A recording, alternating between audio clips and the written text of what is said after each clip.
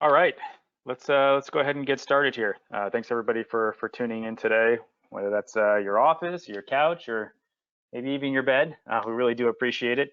We've got a lot of great content to discuss, specific to the needs of many of our partners today that are seeking to foster a recovery plan for COVID-19 and why additive is going to be a huge part of those initiatives moving forward.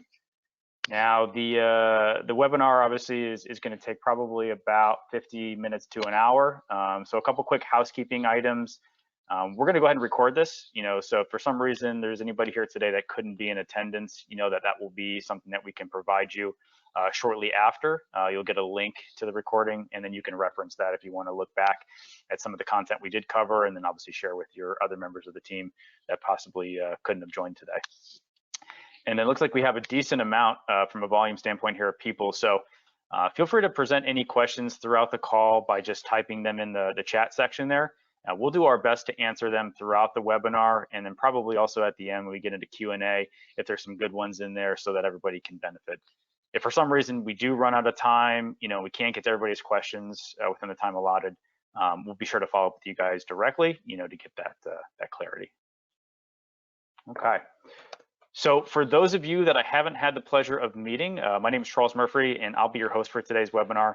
I'm our senior most 3D printing specialist here with Design Point, and I am in my 4th year, of responsibilities pertaining to really the additive engagement throughout our Mid-Atlantic territory, which is New York all the way through Virginia.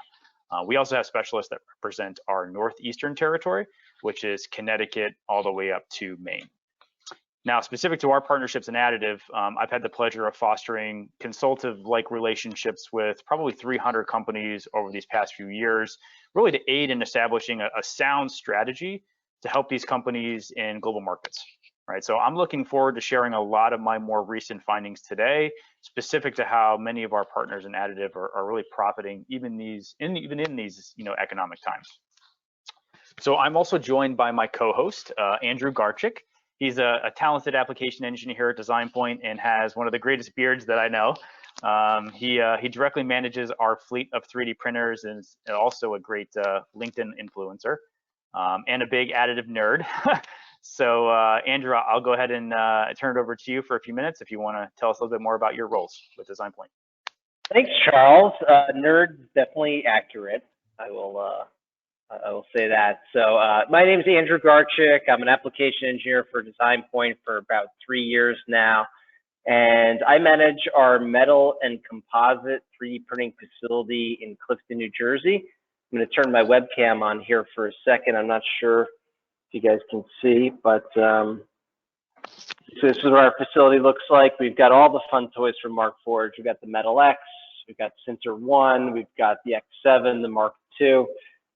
So it's a lot of fun. I have a lot of experience with these machines, and also I help out in the evaluation process, and I also conduct training and installation and further support after that. So basically when folks invest in technology, it's part of my job to make sure you're successful and you have the support that you need moving forward.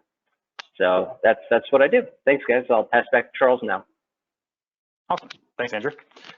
All right, so what can everybody expect today? Well, first, we're going to briefly talk a little bit to the company that both myself and Andrew work for, which is Design Point.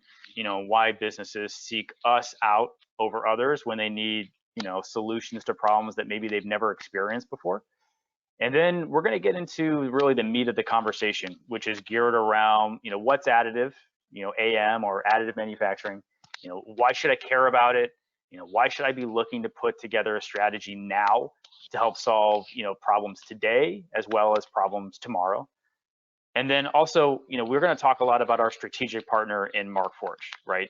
This is, Design Point's choice probably over 4 years ago to represent this brand. Why we feel so strongly about their technology, what are their major differentiators in the marketplace, and how are companies profiting from their platform in a huge way. And we're also going to highlight a couple customer success stories that have inspired many other companies to adopt additive platforms. And then hopefully we'll have enough time at the end of the presentation to answer questions that anybody has regarding the technology or anything that I've covered thus far in the presentation. So again, if you'd like, go ahead and put all those into the chat window, and Andrew will man that. Sound good? Great. So just a little bit of information, obviously on Design Point. If you're not already familiar with our company and what we do, it's not uncommon to think that Design Point is like an OEM, like a Markforged or a SolidWorks, which is another side of our business. We have so many conversations day in and day out about these brands we represent because we are subject matter experts, and everything we provide, it sometimes becomes assumed. But in actuality, we are a local growth advisory firm for design and manufacturing companies. And we've taken the last 20 years of engineering experience serving a variety of industries and have helped establish competitive advantages for a lot of companies in many areas of their business. And since we love everything 3D, our experience in that industry combined with our passion for helping people allows us to propel companies forward so that they too can experience new lines of profitability and growth even in the hardest of times today. And if you didn't already know, we actually sell 3D software, 3D services, and even training outside of the 3D printing technology that we currently represent. So we have a lot of great insight into the right strategic initiatives that many companies should and actually are focusing on today. Now, outside of just having fantastic offerings like a Markforged or a SolidWorks, we understand that many decisions about who you do business with is based on other things, right? So we have key differentiators in the marketplace, or our three uniques, which are: one, active engagement, meaning we're continuously communicating with our customers prior to and surely after your investment. Two is our analytics-based support, meaning we measure our success by how well we support you, and we have a lot of metrics in place to ensure your utmost satisfaction. And then three is the fact that we think like an owner of your company. That really goes back to us being a trusted advisor and the company understanding that we are just as focused on your business goals as you are. And then we have our proven process, right? We're very calculated and strategic in how we engage with our customers. We have formal documentation we can share with you, but it's really just about seeking to understand who you are, what you do, setting the proper expectations, and sometimes even saying no, if we're not confident it's the right fit for you. And we're all about making it happen, right? We're allowing you to unleash what we feel is your greatest potential because we are adamant about the fact that more is possible. And the more you interact with our company, the more you're going to hear that motto, thrown around: more is possible.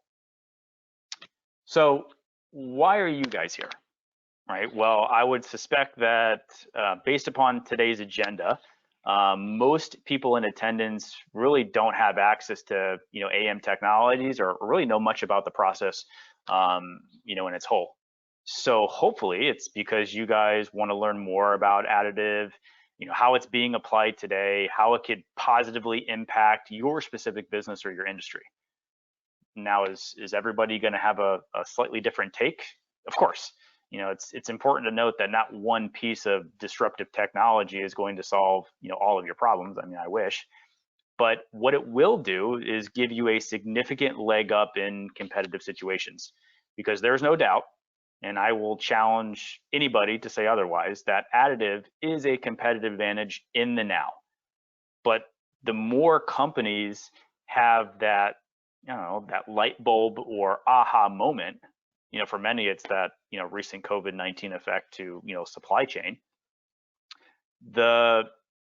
more it's going to morph into like a competitive necessity, right? Just like so many other technologies before it. So if I were you, and my responsibilities to the company are about finding ways to improve things like time to market or reducing internal manufacturing costs, and of course, obviously improving supply chain efficiencies, I would seek to understand what's holding the company back from establishing or making initiatives like this, an additive strategy, a top priority. Because if it continues to get pushed down that list year after year after year, by the time you are ready, you're probably already behind. Well, you might say, Charles, that's great and all, but really I have no idea how it's going to help me. I thought 3D printing was all about Star Wars action figures and Yoda heads. Okay, well, me too. I'll have to admit, when I was back in college, I thought it was a nerd toy. No offense, Andrew, to create Dungeons and Dragons action figures. And while yeah, there's probably an application for that in 3D printing, additive has broad impacts to manufacturing organizations too. Probably perhaps more than I'm even aware of. So today, we're going to explore beyond the tip of the iceberg and share a number of examples where customers are realizing major manufacturing efficiencies and transforming their business with additive. And guess what? They're already giving it a name, the fourth industrial revolution, or the age of digital manufacturing. And here are just a couple industries that are swimming in it right now. So let's give a little bit of a history lesson here, right? So here's a breakdown of a study by the World Economic Forum. Each industrial revolution 1 through 4 and what percent of equipment has and will change, right? So if we look at the first, we're looking at 100% swap out, water, steam powered equipment. The second, 20% replacement. That's a focus on things like, assembly lines, which are, optimizing the flow and the speed of things. And then third, computer automation, 90% replacement. Those are things like hand operated mill or lathe being replaced by a CNC machine or some type of, robotic integration. And now the fourth, right? A projected 50% replacement of all manufacturing. So what does that mean? Well, if history has told us anything, it means that the way we've done things in the past won't get us to the same result today. And we need to adapt to survive. And it's the companies that adopt early and drive change will have the most to gain. And those that refuse will probably face challenges to compete in future markets. And we're already seeing that because of the real state of our economy based on COVID. So a common question I guess I get when speaking with companies is, what kind of efficiency gains can I expect if I were to invest in additive? Well, that question isn't so easily blanket statement, because gains will be different obviously for each company, but the trends we've seen fall into these three buckets. Right? We're looking at improved speed, downtime, and then greater yields. So let's look at the first, right? Increased process speed. This is often related to the ability to lightweight based on additive. So let's say you're in an automotive industry. What do you care about? Speed to market, even the given speed of a product that you're producing. We're talking about seconds improvement in a fully automated production line, accounting for millions of dollars towards the bottom line. And the difference between a car that goes from 0 to 60 in, let's say, 4.4 is priced radically different than one that goes 0 to 60 in 5 or worse, right? But let's say you're not in auto, right? Let's say you're an automated machine manufacturer. Do you think the customer would go elsewhere if someone could build a machine that produced, let's say, 1,000 units a minute compared to 500? Well, what if you service aerospace and defense? When you're bidding on a contract, isn't delivery timeline always in consideration? And isn't the difference in a week be all the difference in you winning that award or not? And let's not forget about medical, because it directly relates to today's economy. For companies that are providing like PPE to the front lines, and all of those institutes and companies that are constructing new ventilators to feed the shortage, would that have been possible without additive? It really scares me to think how many more lives would have been lost or would continue to be lost if companies like these weren't already using additive. So what about downtime? Right, so we just talked about how speed can greatly benefit industries that would also impact, let's say, a down production line, for example. Right, we're talking about minutes equating to thousands and thousands of dollars daily when production is stalled. what if you had like a catalog of parts ready to produce when the need arises? You don't have to wait days, weeks, maybe even months from your vendor to get a replacement part out. Where could the company invest all of that time saved? And then third, greater yields, right? So companies think that, well, not all companies, but some companies think that they're stuck within their existing design because it would cost, too much money or too much time to improve it. Well, what if complexity was free and you could afford to take more risks in your design? Could you move your operating efficiency from 60% to 75 or greater?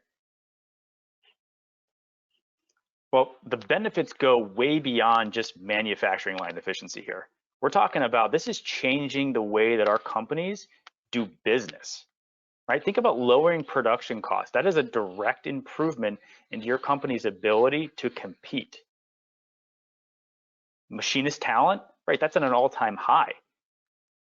Don't you want them focusing their time on high value jobs? And if you do that, guess what? You got greater profit margins on a per part basis. It's all a continuous loop.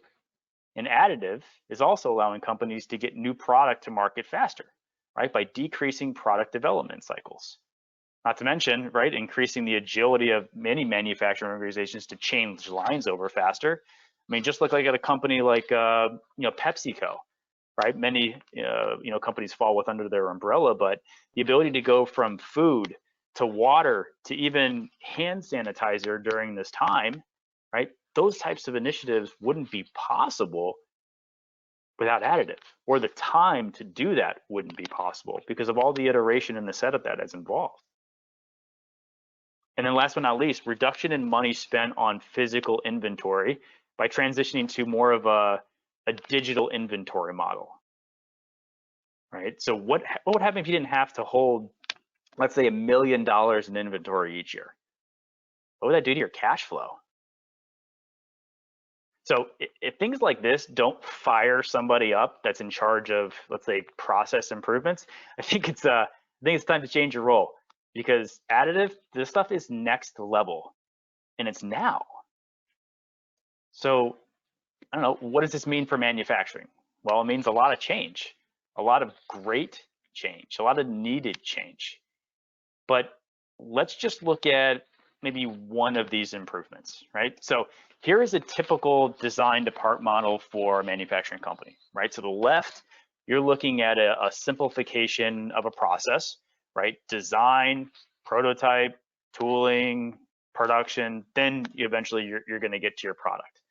And on the right is a condensed version, right? You're using the advantages of additive, and now you're going from all of that to, you got to design a part, I'm going to print that part, now I have my part.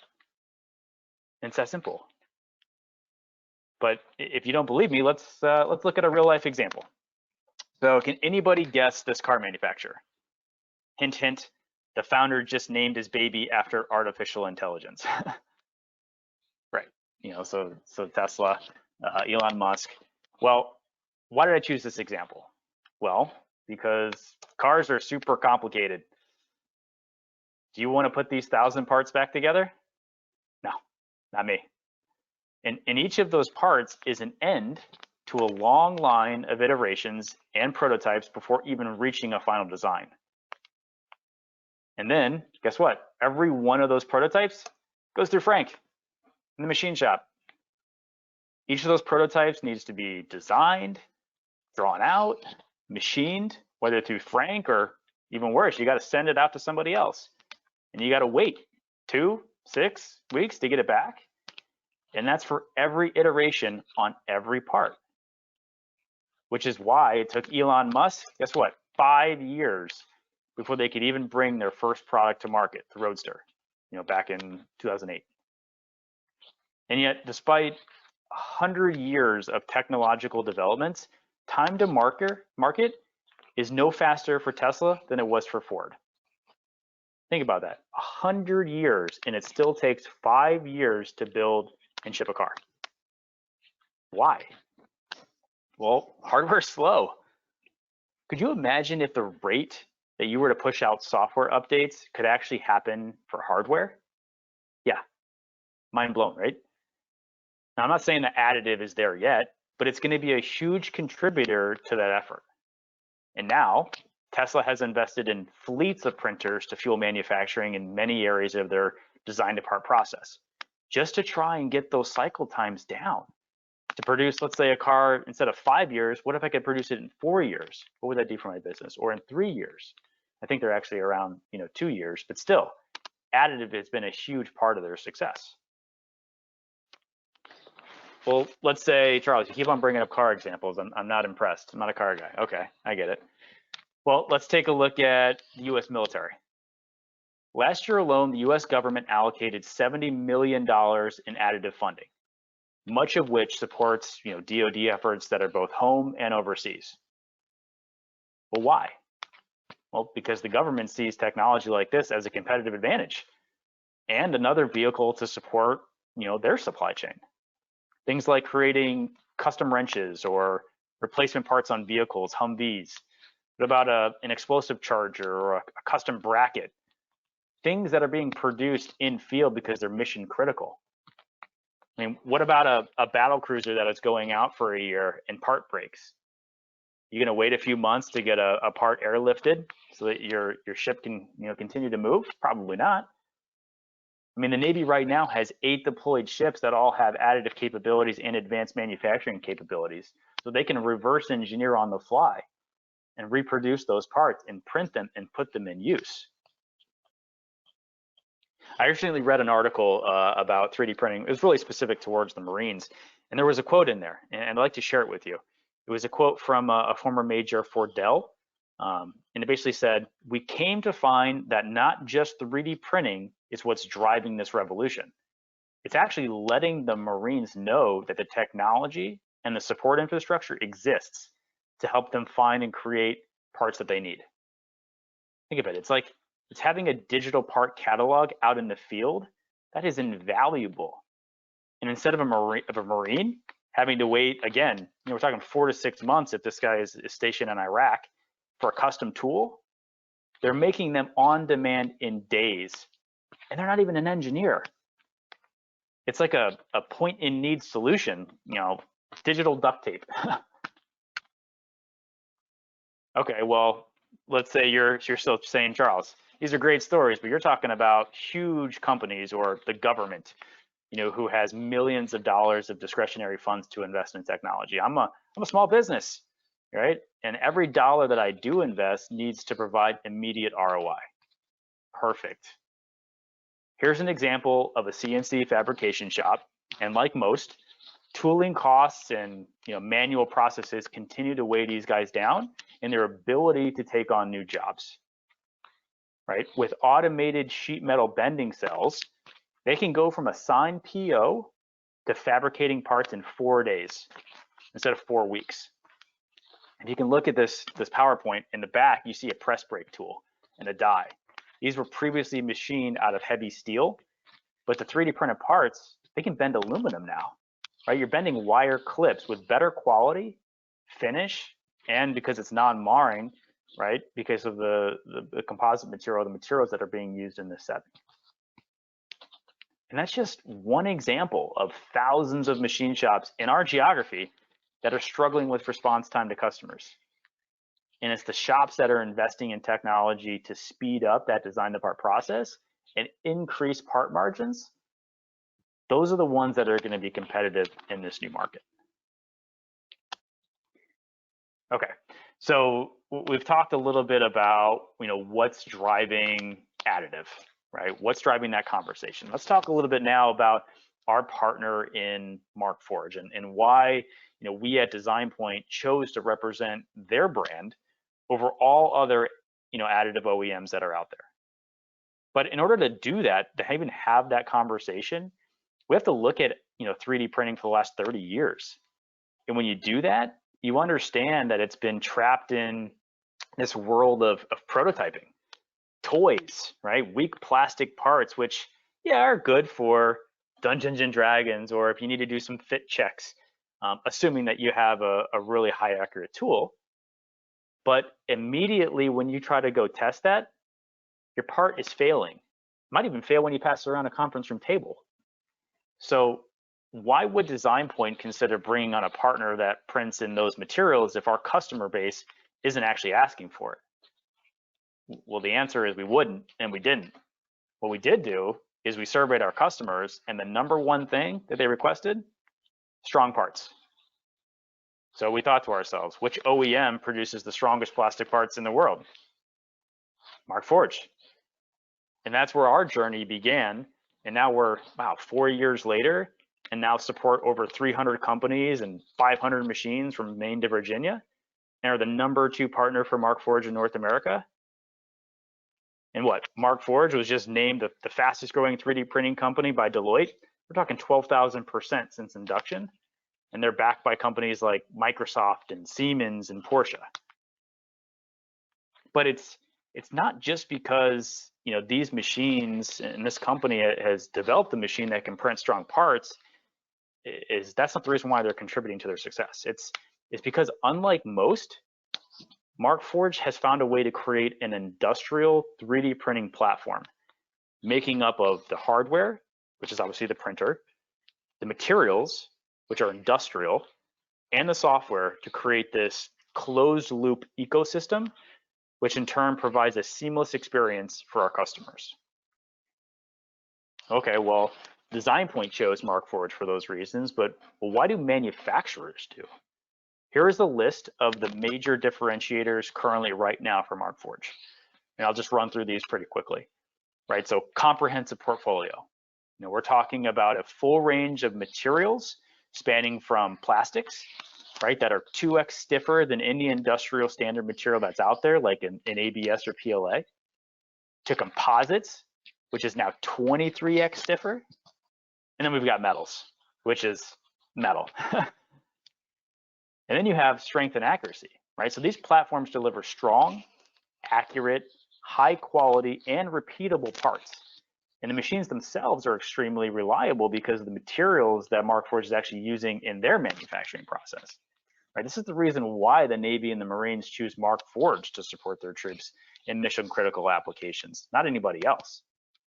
Right? They have to withstand the most brutal of environments. And even if you look at a manufacturing shop floor, that's pretty brutal too.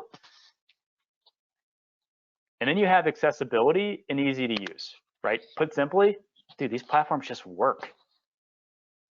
The printers are reliable, easy to use and maintain, and our processes are safe, right? If you even look at the new evolution of metal 3D printing, right, our customers no longer have to even think about dedicating a huge amount of resources or training or expertise to leverage metal additive technology. Whereas before, there's a lot of barriers to entry.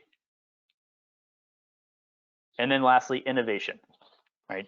These guys have patents protecting their process of continuous carbon fiber printing, and they were first to market with a safe and affordable metal 3D printing platform. Not to mention their portfolio of industrial grade materials, which they keep on surprising me over and over with the amount that they're able to release. But they didn't stop there. They now offer a platform running off of industrial leading software and also leverage AI to increase accuracy through instant machine learning across a global fleet of printers. And that platform is called Blacksmith. We won't talk a lot about it today, but I highly recommend visiting the Markforged website. But don't take it from me, right? Let's hear it direct from a customer. So I'm going to play a short 2-minute video for Caldwell Manufacturing, and they're going to showcase how they're currently using the Markforged printer.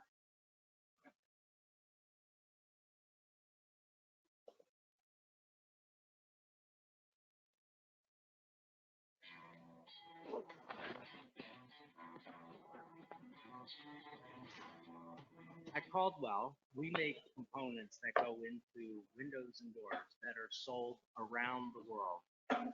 We've used Markforged printers to make everything from prototype all the way through low volume production pieces, tools, and fixtures to aid in manufacturing for assembly and/or test and measurement. In the past, an engineer would need a part made and I'd have to estimate how long it would take to machine that part. Some of those parts could have 40 hours of machining. Today, with the Markforged printers, an engineer will give me a drawing, and the first thing that comes to my mind is I want to use the printers. This fixture to machine traditionally would probably cost 5 times as much and take 2 weeks to manufacture. I printed it in a day, and they were able to use it that same day. This is a production assembly. This is a prototype assembly using both composite and metal printers. This assembly allows you to tilt your windows in for cleaning. Having the ability to 3D print our own metal components has really improved our development process. Similarities between what we'll print in stainless steel and what we would cast in stainless steel. It's just incredible. Something we can get in 2 days in our own lab. The hardware we manufacture. The whole thing putting us from if that were to fail, it can mean severe damage to the building and major. The strength of the 3D printed parts that we get off the Markforged machine allow us to put those parts through the same set of conditions that we would test on production piece. They're real parts that have actual strength. In this highly competitive world, you need every advantage you can get to produce the parts, do your job, have a leg up on your competition in every single part of the business possible. And 3D printing is huge to help us do that.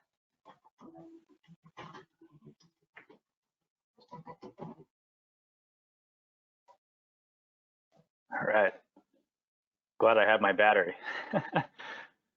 All right, so let's talk a little bit about each piece of the Markforged platform as it relates to the technology itself, right? So let's first look at the hardware, right? So we're talking about for those of you that are not familiar with additive platforms, this is an FDM or an FFF like platform, which basically means that it's an extrusion-based method.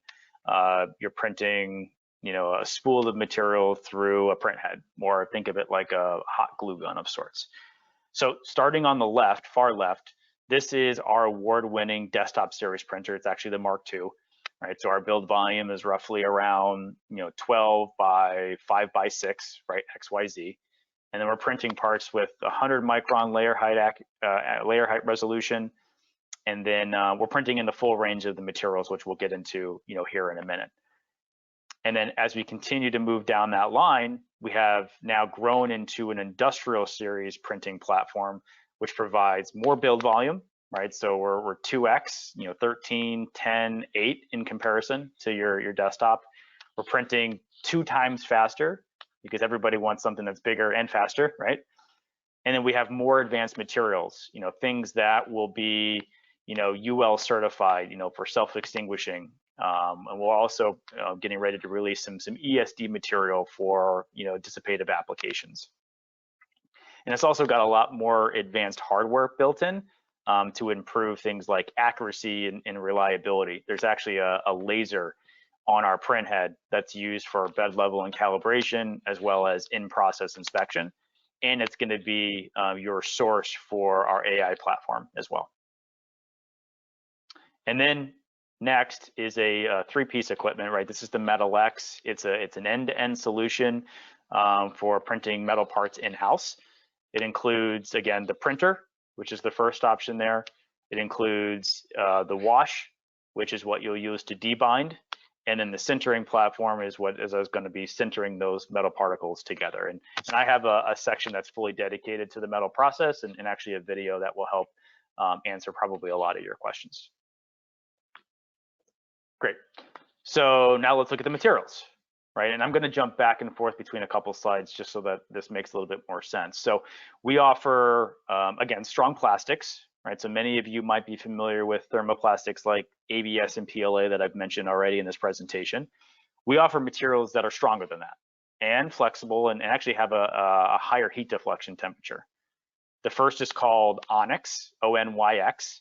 It's a chopped carbon fiber mixed with a nylon 6 base. It's actually this black part that you see here, and what we're really known for on the plastic side. All right, and then we also offer a white nylon, which is basically like a nylon 6.6. It's made with food grade material, and it's probably used more in cosmetic friendly applications like medical things that are maybe replacing Delrin or UHMW or some things like that. Now, technically, anybody could figure out a way to probably replicate those materials. However, only Markforged has proven technology and patented technology to reinforce with continuous fibers to deliver a part that actually replicates metal in strength, right? So here is a graph. Basically, it's a stress strain curve that is going to highlight the difference of our materials in comparison to, let's say, like an ABS-like plastic or even aluminum. So the first, which is going to be your blue strand, that's going to be our carbon fiber, our continuous carbon fiber, right? This is probably the most sought after fiber in our lineup because it provides the highest strength to weight ratio parts. And then the next one is going to be your orange line, and that's going to be a high strength, high temperature fiberglass, which has a really high heat deflection temperature. We're probably around 150 C, a little over 300 F for Fahrenheit people.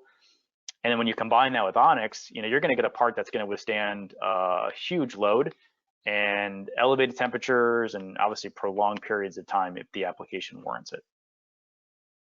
And then you have the yellow strand, right? That's going to be Kevlar. Think of like, well, everybody thinks of bulletproof vests. Please don't go out and try to create one this. But you're looking at it for like high impact resistance.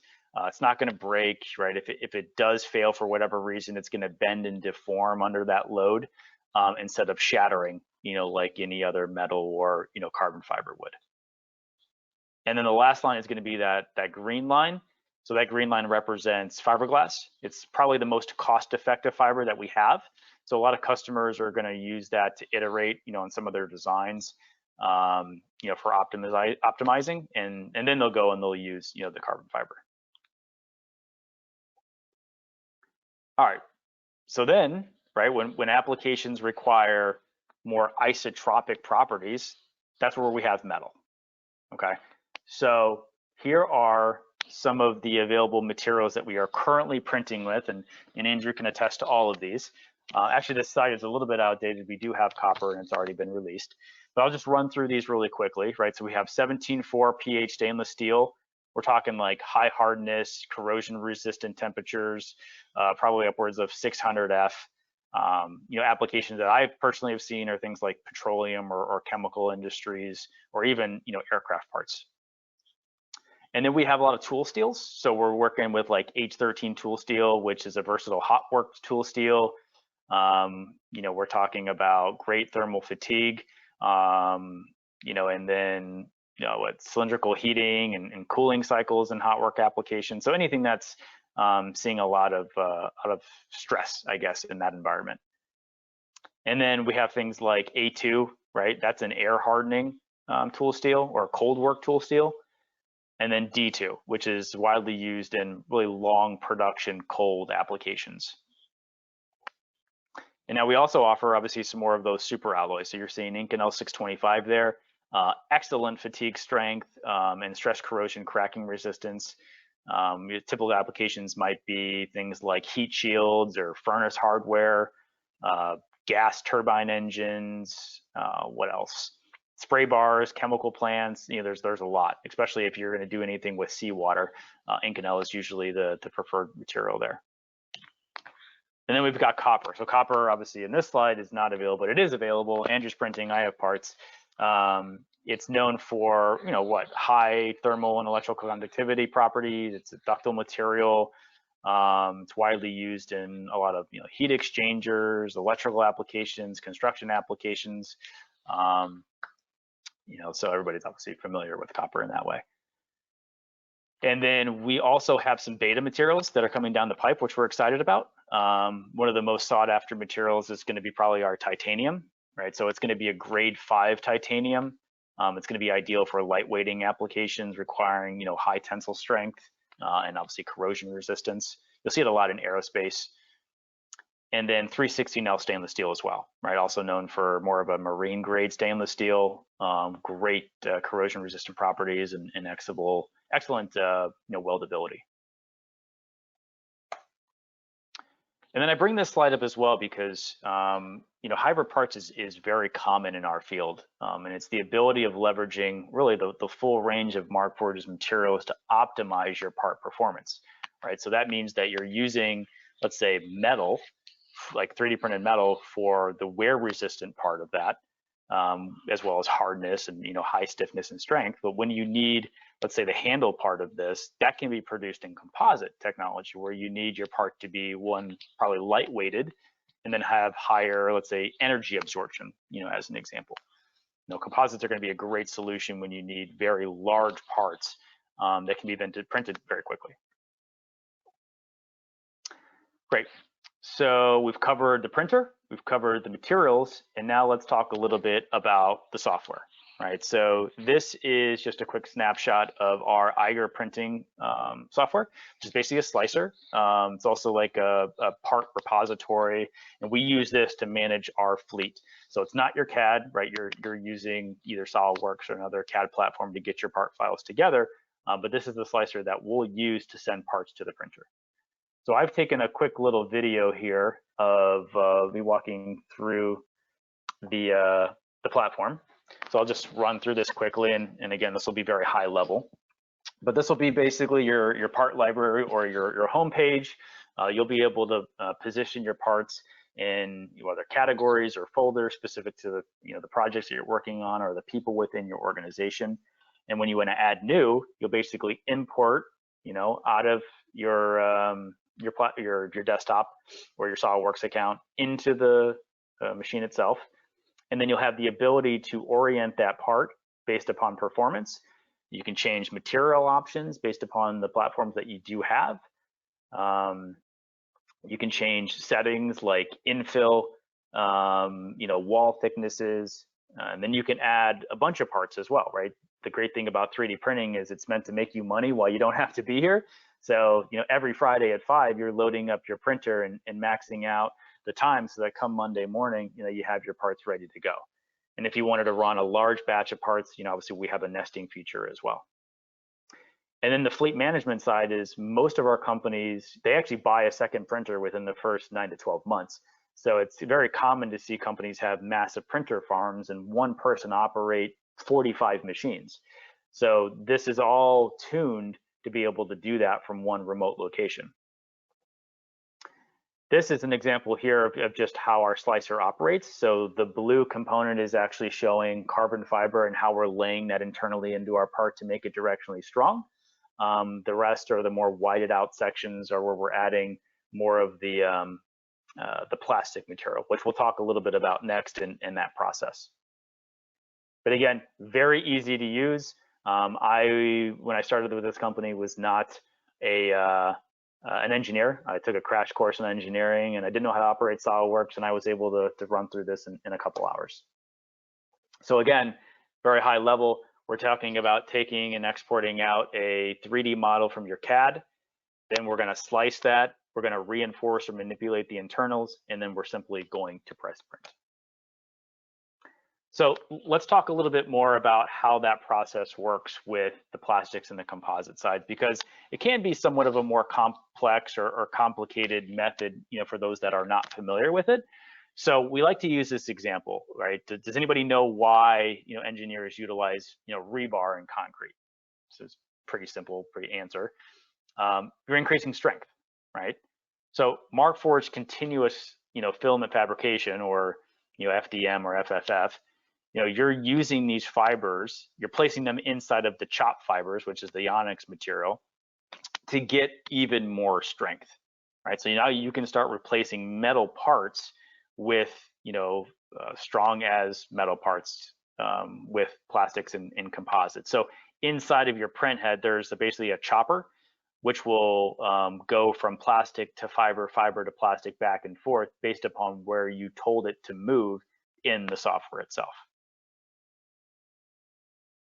So here's just a quick little example of what I mean by that. So we've taken apart, we've stripped one side, the exterior, so that you can see how it was been routed in there. And then we left the outer matrix material, which is the onyx material, on the shell.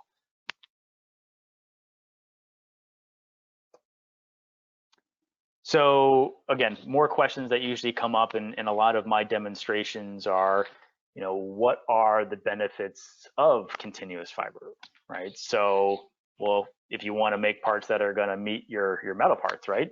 So strength of fiber reinforced parts, comes into consideration when you're combining plastics as well as fibers.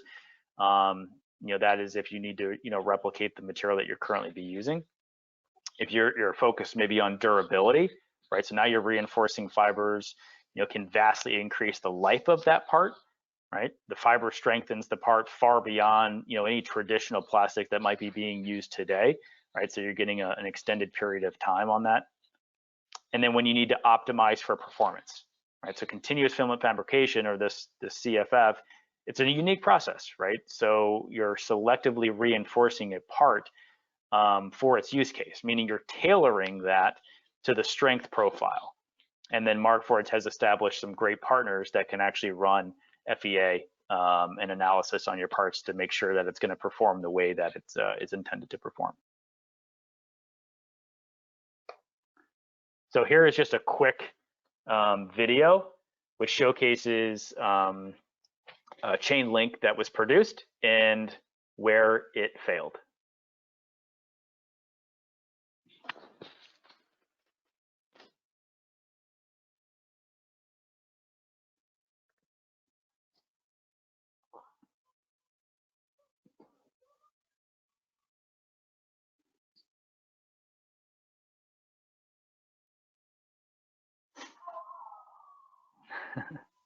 I love that video.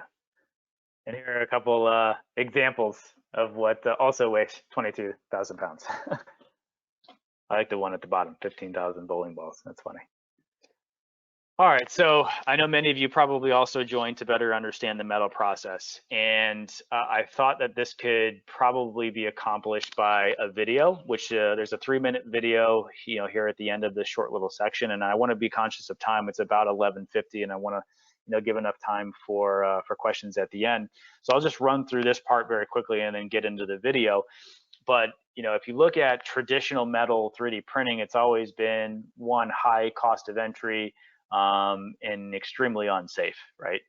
The difference here is we've produced a platform that doesn't have any loose powders, right? So it's much safer, much less expensive from an operational standpoint. It's super easy to use. You don't need a specialized operator to do it. When we train customers, we're training, 2, 3, 4, 5, 10, up to 10, people at one time that can all have access to that machine. You don't need special equipment like a wire EDM, to actually remove parts from the build tray. Things come off very easily. So those are just a couple quick highlights. And then, the benefits of 3D printing, right, you really fit in these 3 categories. So we're talking about no tooling, right? So many forms of metal fabrication require tooling, whether that's casting or bending or extruding to make metal parts. 3D printing requires no fixturing and no tooling, right? So this allows fabricators to create parts with minimal overhead. You're decreasing your part cost for low volume production. I mean, you're allowing yourself to almost compete with casting in low levels. Then you have automation, right? So most manufacturing processes require continuous human oversight to ensure successful outcomes. So for machine components, designs must be programmed in CAM before you even start cutting any stock. The Metal X printers automatically produce parts from a design file within that Eiger platform, so you're not even having to touch CAM. And then you have geometric freedom, right? So your complexity typically adds cost and lead time and skilled labor, when intricate geometries are involved in a subtractive-like process. With metal 3D printing, we already said it before, complexity is free. So with that being said, let me play this 3-minute video, and then afterwards, we'll see how much time we have left, and we'll take it from there.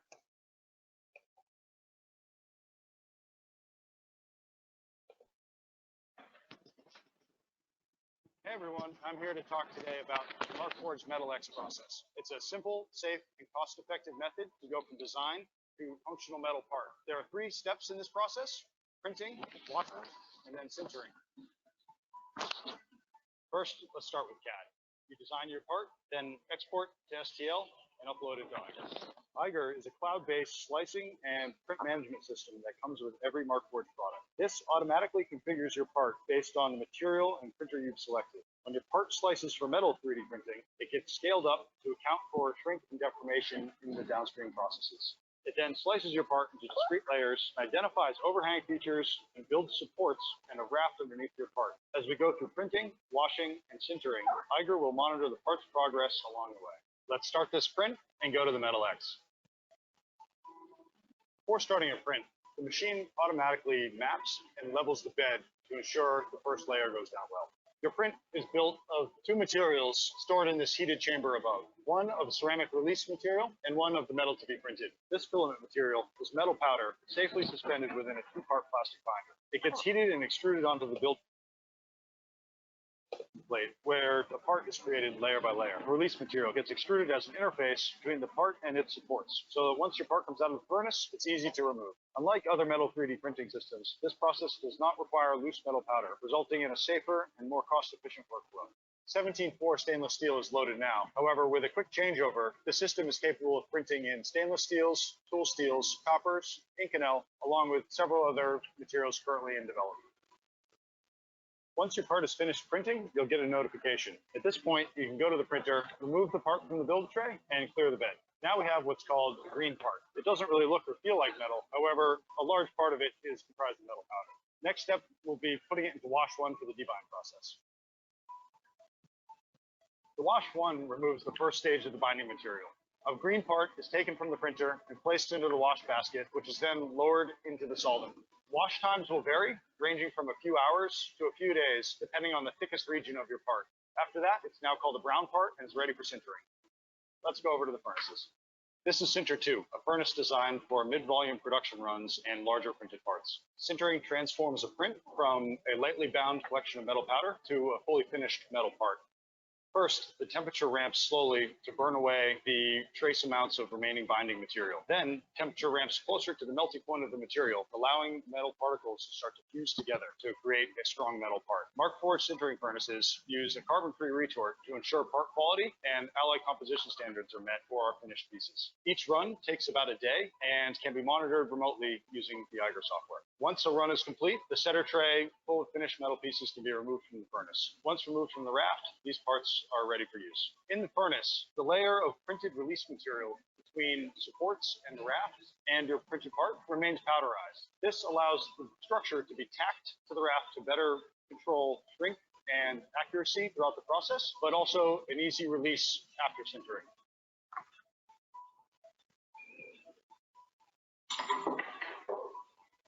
At this stage, your part is fully sintered and ready to be used. It can be post-machined, polished, or otherwise processed as necessary for the final application, but in many uses, the accuracy and strength are good enough as is. It's ready for install. Check out markforged.com for more information about our simple, safe, and cost-effective method of metal additive manufacturing.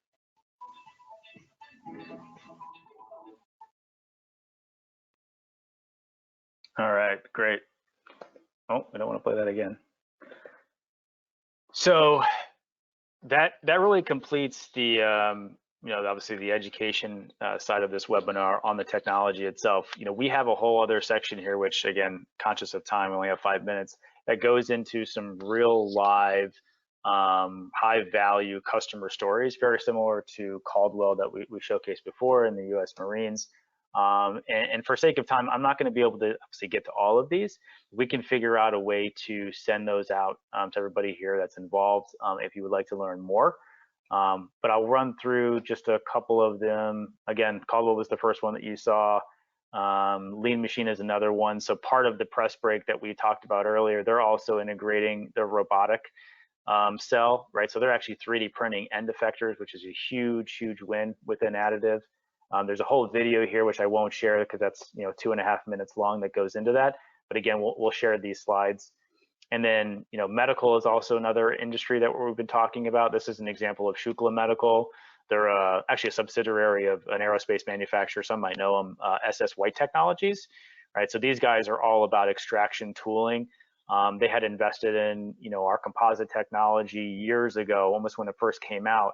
And then now they're doing some amazing things when it comes to metal prototypes. And they're saving almost, $10,000 per month, and they got an ROI on their metal machine within, the first year, which is great. And then you'll have some unique companies that are doing some really special things. Nika is another one. They're a Canadian-based company, and they're creating these little crucible holders, which they actually started to outsource, right? So they were actually getting them produced by a DMLS platform, which is a powder-based system, which is the part that you're seeing on the right-hand side. And then you could see the Markforged equivalent on the left-hand side. And it just didn't make sense for them to continue to outsource. I mean, they would have already paid for a machine by that time. So they invested in ours, and again, their savings are through the roof.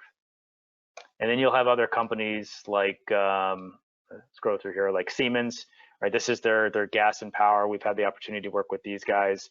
And they have a fleet of printers, deployed globally. And they're doing a lot of great things to help support, their engineers that are in the field. This one specific was actually a circular saw that needed to cut, but cut on a bevel. And they were having to get these made and then ship them to the Philippines and then actually have them manufacture this bevel. So it didn't make sense. They basically deployed these X7 machines that we have. We're able to reproduce this, and the cost savings per tool is just unbelievable. And we're $8,000 per machine, right? You're paying off in a very short amount of time. Okay. So I'll go ahead and end there, and obviously turn it over to Andrew so he can step in and answer some of your guys' questions. But I hope this webinar was both informative and inspired, most of you. If you don't already have a strategy in place to take action with one, there's just so many areas where 3D printing can benefit companies today. And if that, still isn't clear, I mean, I would urge you to reach out either to myself or my other colleagues, set up a call. Let's take a deeper dive into your particular applications and let us assess, where we've seen technology really fill some gaps in that design to part process. Okay. Well, thanks again so much, and I will turn it over to Andrew for some questions. Thanks, Charles. Really appreciate that. I'm happy to answer any questions. Not sure if we're having a technical issue here, but I actually don't see any questions in my portal. Charles, are you seeing any questions coming in? Let me take a look here. I think we're having a glitch. I think you're right. Unless everybody is good to go and there is no questions, which would be a first. In my experience, that's not the case usually. Yeah. So Andrew, I guess since we can't see the questions, and we do apologize, we'll figure out a way. Feel free to use my email here that's on the screen to submit any questions that you might have, and we can get those answered for you. But in these next few minutes, maybe talk a little bit about I think the metal additive side of things, right? So Trip did a great job in explaining things through his video, but let's talk a little bit more about that process and what you think people should know or should care about when looking to invest in a strategy like metal. Yeah, absolutely, not a problem. Happy to talk a little bit from my experience. My experience is as an operator. I run these machines on a daily basis and work with a lot of different parts and applications. And I think the one thing that I would want people to know is that it's really easy to use. You've got a system here that is very smart. It communicates with the software really well. Printing parts is very simple. You don't even have to do a lot of calibration. It's self-calibrating. Parts are very easily removed from the build plates. Some other metal 3D printing technologies, removing parts from the build tray or removing supports can be challenging. But the way that this is set up, it's super easy. Also the other parts, the other machines in the platform, the wash station, the sinter furnace, everything's designed to be self-checking and operate very, very easily. Maintenance on these machines, that's probably another big concern for a lot of folks is, what do I have to do to keep this running? And again, second verse, same as the first, that, aside from changing out, nozzles a few times a year, adding a little fluid to the wash station, changing a filter in the sinter furnace, everything is super easy to do. So I wouldn't have any worries about that. And as far as adopting the technology, that's part of my position as well, just to actually go out there, teach you guys, be there to support you, make sure that everything is in fact very easy and that you are super successful. So yeah, that's just the basic operation of the machine would be one thing that I would comment on, just to say that don't be worried that this is new. It's designed to be very intuitive. Yeah. Charles, I just kind of. Yeah, I would agree with that, right? So, some of the biggest concerns that, customers have or companies have when they're looking to adopt anything new is, what's that learning curve like? And if you're exploring additive, I think it does come down to the type of platform that you are exploring, because there are platforms out there that will be more of an open source platform, meaning that you don't have a closed loop ecosystem like Markforged. You have a printer from somewhere and you have material coming from another location. You have a different type of slicer and you're trying to figure out, that best mix, and you don't have really any direction to go off of. Yes, there are advantages to that. You'll see it very commonly in research institutions, because their job is to tear those things down and create new and learn and do things that nobody's ever done before. But most of our companies are looking at this as the point is, I want to produce a part, and I know 100% of the time I'm going to get a part. I don't want to have to worry about changing the G code on something or programming a laser or anything like that. Just give me my part. And that's the really great thing about Markforged, is that, as you said, Andrew, these things are super intuitive. Yes, there are some great things that Design Point's going to provide as a value add here. We have installation and training. You've been working on these machines for years, and we have all these great best practices to make sure that the time you're done, you're installed, you're running full production, right? You're not waiting, days or weeks or months to try and figure this out and spending a lot of costly engineering time, of the company's money to do so. You're getting those parts, day in and day out.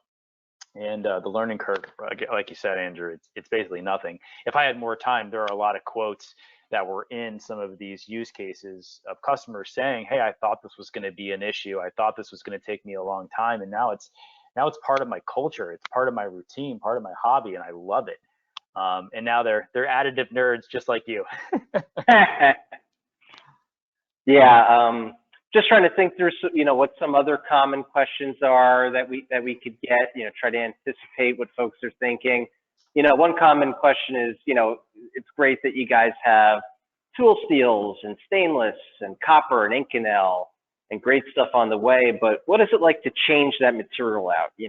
People have had experience with other types of SLA 3D printers where it takes a whole day and a lot of money to change out materials and clean out systems. And because the system is FDM, meaning, it's kind of a fancy way of saying the material's on a spool and passes through a hot nozzle. It's a very simple system. Because it's that type of system, switching from one material to the next literally takes about 5 minutes. It just takes the time for the machine to heat up to full temperature so you could run it through the nozzle, run the new material through the nozzle. So going from stainless steel to Inconel, 5 minutes flat, no problem. All right, so we actually just got a couple of questions, and we'll run those through really quickly. So, Sure. David, I guess Andrew, the status of titanium material in our Markforged roadmap. I'll let you take that one. So I can't say whether it's a week or, well, I probably could say if it's a week. It's definitely not a week. We get notice about 2 weeks before material comes out, so we can get some ahead of time and learn about it and everything. I know it's very likely the next material to come out. It's definitely on the roadmap. That and 316L are kind of the next two for sure. I've seen a titanium part before, so I know that they're working on it and it's actually printing, but I don't know exactly when. So I don't want to comment. I don't want to guess at that. But let's just say it's definitely on the roadmap. It's definitely coming. Yeah, so David, I guess if there's a very particular application that you're involved in today where you feel this would be a great tool to have, let's have a conversation about that. You know, Andrew's seen a part, I've seen parts, not the fact that obviously we're printing here at Design Point with titanium, but it's not to say that Markforged isn't and couldn't potentially supply you with some type of sample if it's going to solve some problems today. So feel free to email me and we can have that sidebar conversation. And then a second question that came through from Peter. I'd like to get a price quote for a part I'm working on. It's a prototype, no problem. So Andrew is going to be your best point of contact for that. Again, he runs our fleet of 3D printers. So his email is going to be slightly different than mine. So instead of obviously C. Murphy, it's going to be A.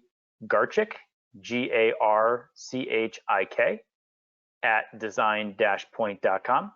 If you can, feel free to email him, and you guys can again have a sidebar conversation about getting that quote together. Yeah, not a problem. I would be happy to check that out. Absolutely. Perfect. All right, guys. So we're well past the allotted time here. So again, want to thank everybody for joining in. Again, this will be recorded, and appreciate the time today, and enjoy the rest of your week.